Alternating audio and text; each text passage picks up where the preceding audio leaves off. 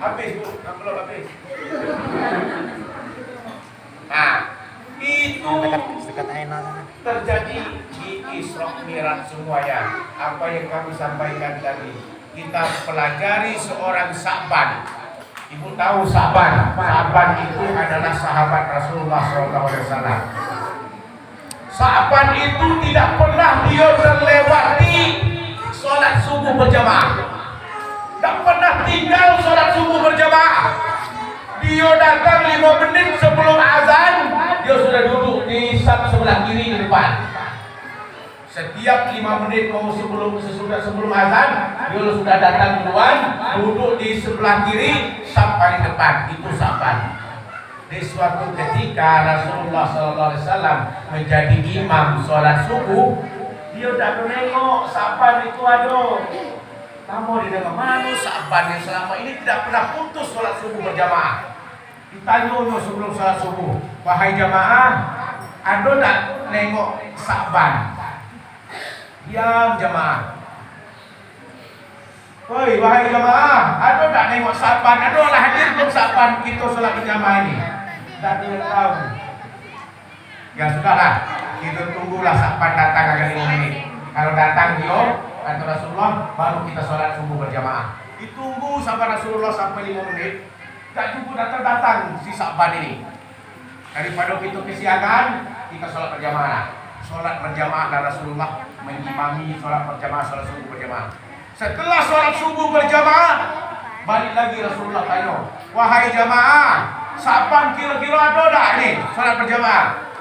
Tak juga ada yang jawab. Tidak ada Sa'ban. Wahai jamaah, tahu tak rumah Sa'ban di mana? Kata Rasulullah, nunjuk jamaah. Ya Rasulullah, saya tahu rumah Sa'ban. Rumah Sa'ban itu Rasulullah, kalau Rasulullah itu berjalan dari sini sampai sana, itu bisa sampai duha. Itu diprediksikan 3 jam kalau berjalan kaki. Wih, jauh juga berarti Sa'ban ini sholat 3 jam, berarti kalau dari sini sampai di Sabak sana. Lebih. Hah? Lebih. Sabak berapa jam? Sejam. Hah? Nyampe sejam. 2 jam. Maju lagi dikit apa nama itu? Pokoknya 3 jam. Dia sholat subuh itu lewat Muar Sabak sana. Sholat subuh dari sini, dari perumahan ini, dari Musala Tauhah ke Sabak sana dia sholat subuh. Aduh boleh Bu. Ibu dari sini sholatnya di Bangko sana. Sholat subuh. Tiap hari tak pernah dia tinggal. 5 menit dia nyampe di sana sebelum sholat subuh mulai.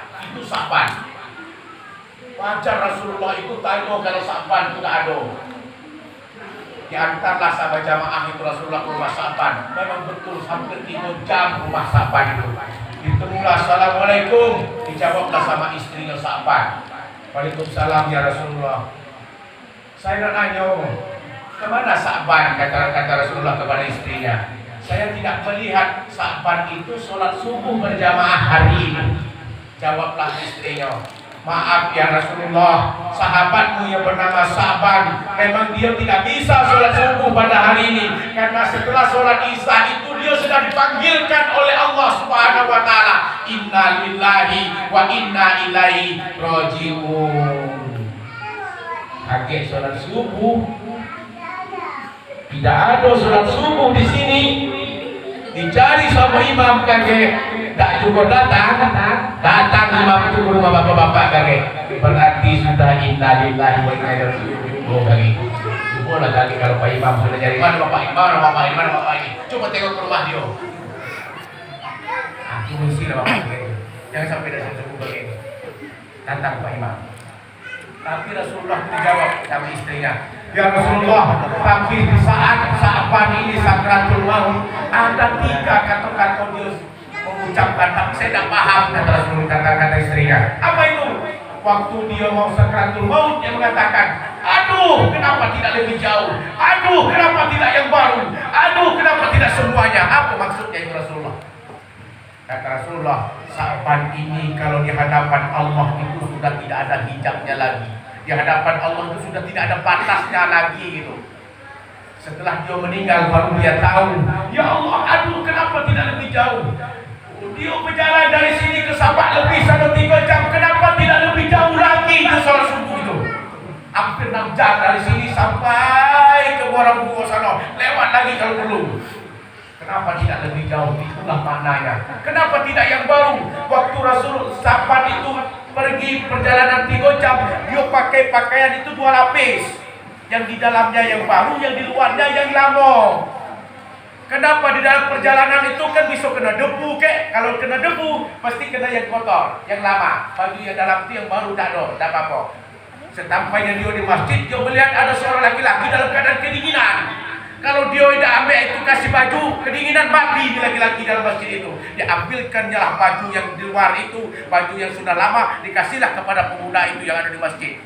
Baru dia menyesal. Kenapa tidak yang baru saja yang saya kasih? Kenapa saya kasih baju yang lama? Disitulah dia menyesal melihat itu ada tontonan. Kenapa tidak baju yang lama yang baru yang saya kasih? Kenapa yang lama yang saya kasih?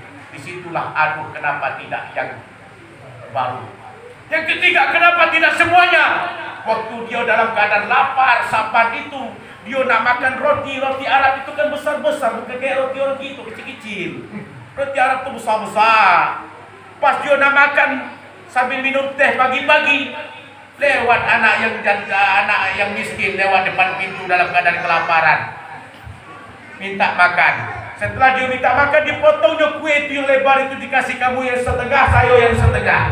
Dalam hidupnya itu baru dia tahu kenapa tidak semuanya makanan ini dikasihnya kepada orang yang membutuhkan, orang yang miskin. Itulah arti makna itu dari kata Sa'ban tadi. Kenapa tidak semuanya? Karena itu dia baru menyesal setelah ia menjalankan itu. Itulah arti daripada Sa'ban. Seorang sahabat Rasulullah mengalami itu semua. Jangan kita seperti seorang sahabat lagi yang bernama, saya lupa namanya. Dia itu sholat tahajud tidak pernah putus. 30 tahun dia sholat tahajud tidak pernah putus sama sekali. Tapi dia tidak dicatat oleh Allah sebagai pencinta hanya Allah. Tidak dicatat oleh Allah dalam buku tebalnya Allah, itu tidak dicatat. Waktu dia ngambil duduk di WC, lagi ngambil duduk seorang malaikat yang besar duduk di samping dia. Pas setelah dia ngambil duduk, dia terkejut. Dia menengok ada orang yang berbadan besar memegang catatan buku tebal.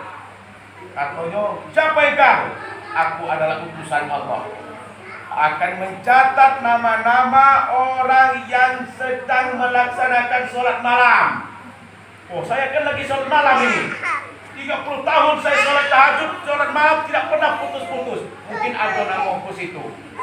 Misalnya nama saya Ahmad. Cari nama situ, ada nama Ahmad di situ. Kata Ahmad.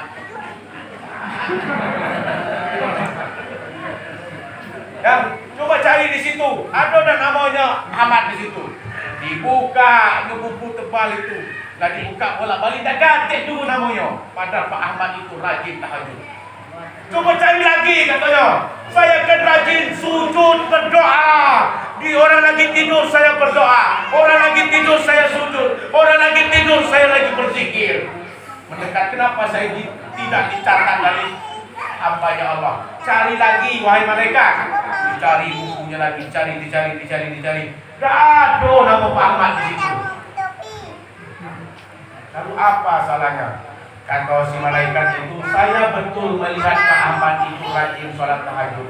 Saya betul melihat Pak Ahmad itu malam-malam berdoa di tengah malam. Saya betul melihat Pak Ahmad itu menangis di saat lagi zikir dan ruku. Saya betul melihat Pak Ahmad itu betul-betul di pertengahan malam itu dia lagi beribadah iktikaf di rumah Allah Subhanahu wa taala. Tapi tahukah Pak Ahmad kenapa tidak dicatat? Saya mau mencatat tapi Allah melarang untuk mencatatkan nama Pak Ahmad. Kenapa?